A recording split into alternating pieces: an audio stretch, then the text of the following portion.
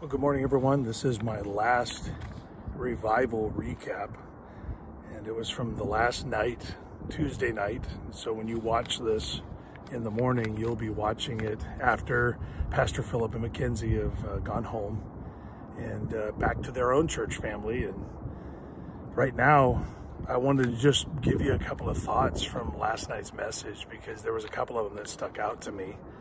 And so just allow yourself to listen to a couple of verses from Ephesians chapter number 6, because there's a couple of them that really stick out to me. The one that stuck out to me most was this last piece of the armor that is probably the least likely for us to put on. The other ones are more understood and maybe more simple to put on, but to pray always, verse number 18, with all prayer and supplication in the Spirit, and watching thereunto with all perseverance and supplication for the saints. I mean, we see this verse and it's really easy for us to determine that this is probably, because it's stated last, it's probably the least necessary. But to be honest with you, it's probably the one that gives all the others their strength. And so I want to encourage you with this, because he says a couple of things. He tells us to put on the whole armor in verse number 11. And then in verse number 13, he says, take unto you the whole armor of God. And then he makes sure that we know why.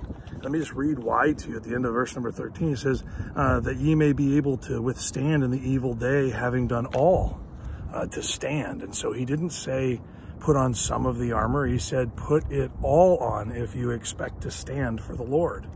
Because if we don't put it all on, there's gaps. It's not cinched up tight. It's not covering everything.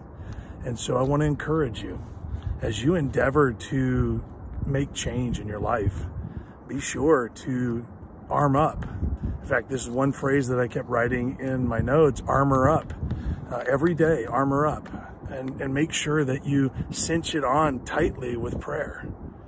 Maybe you're hearing these 5-minute or less little tips from a much bigger message, and you were unable, or maybe for some reason you were just unwilling to join us for the revival services.